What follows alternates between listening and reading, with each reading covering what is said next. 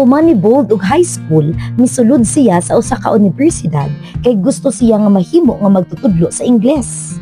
Usa ka adlaw ni ana, daw mahagbong na siya sa klase, busa miduol siya sa mga Amerikano uban sa tabang sa iyang kaluha nga igsuong babae. Atong ipadayon sa pagsaysay ang sugilanon sa unang pastor sa Mongolia ni atong 1990. Atong tukion ang kinabuhi ni Bold Batsok sa dihang anaan na siya sa kolehiyo ug nagatuon sa Ingles nga pinulungan. Ug kini nagauluhan, paghatag og higayon sa Biblia. Ikatulong bahid.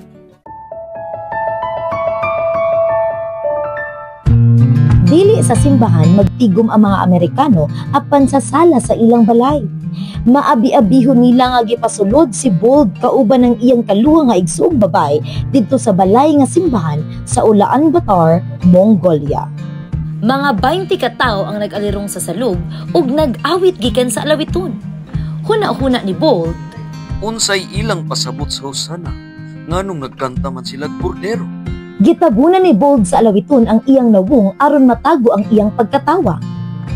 Sa eskwela sa Batika, naghisgot ang mga Amerikano mahitungod sa damgo ni Haring Nabucodonosor sa Daniel 2. Naganahan si Bold ug daghan kaayo siya og pangutana sa iyang huna-huna. Unya, miwali ang usa ka Amerikano.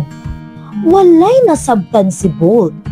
Ang magwawali naghisgot sa pagbalik ni Jesus ug naglibog si Bold. Asa man di ay siya ni adto ug nganong kinahanglan man niyang mobalik. Human sa paniudto, miadto sila sa balay sa mga ilo o balay sa mga kabataan nga wala na mga ginikanan aron mohimo og mga butang nga binuhat sa kamot o handicrafts kauban ang mga bata. Pag-uli ni Bold ni adtong gabiuna, nindot iyang pamati ug nalipay siya nga nakatabang sa mga kabataan. Siya miingon, hatagan ako higayon ang mga Amerikano. Siguro kinahanglan ko nga maminaw sa ilang ideya. Hinam-hinam niya nga gihulat ang sunod Sabado. Human sa wali ni adto nga Sabado, milingkod si Bold uban sa mga Amerikano ug naminaw. Miabli og Biblia sa Heneses ang mga Amerikano ug misaysay sa sugilanon sa paglalang. Nainteres si Bold. Duha ka tuig siya nga nagtuon kauban ang magtutudlo sa tradisyonal nga relihiyon sa Mongolia apan ang iyang maestro wala nakapahayag sa sinugdan sa kinabuhi. Daghan og pangutana si Bold ug gitubag siya sa mga Amerikano nga misyonero pinaagi sa Biblia. Pagkahibalo nila nga kahibalo si Bold sa sinultihan sa taga-Russia, ila siya nga gihatagan og Biblia sa pinulungan sa Russia. Niadtong panahona, bag-ong tugon lang ang adunay hubad sa sinultihan sa Mongolia. Mao nga pinaagi sa Biblia sa Russia, makabasa na si Bold sa tibuok pulong sa Dios o Biblia. Sa iyang ikatulong nga Sabado sa balay simbahan, miingon ang usa ka misyonero. Nganong dili ka magtudlo sa mga bata ug mga sugilanon sa daang tugon sa Biblia? Sulay lang. Ingon sa misyonero. Ni ana nga si Mana, gitarong niya og basa ang daang tugon sa Biblia.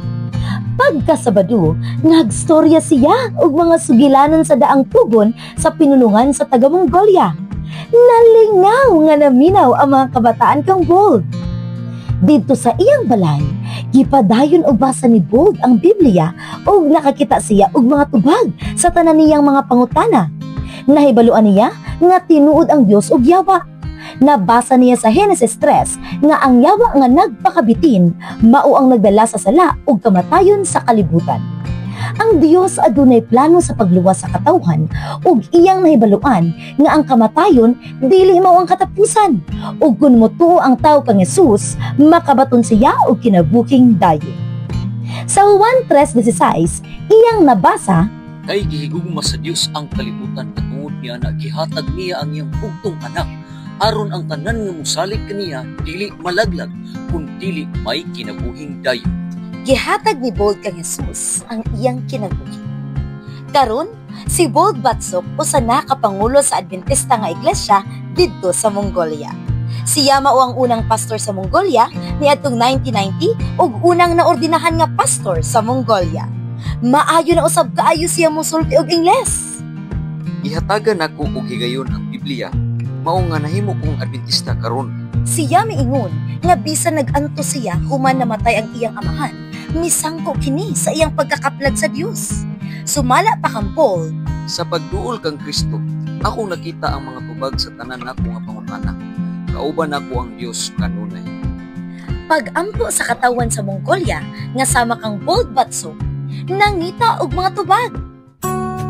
Kabahin sa halad sa ika-13 nga Sabado ni ini nga trimester, moabli og recreation center sa mga bata alang sa pagpahat sa maayo nga balita didto sa Ulaan Bator sa Mongolia.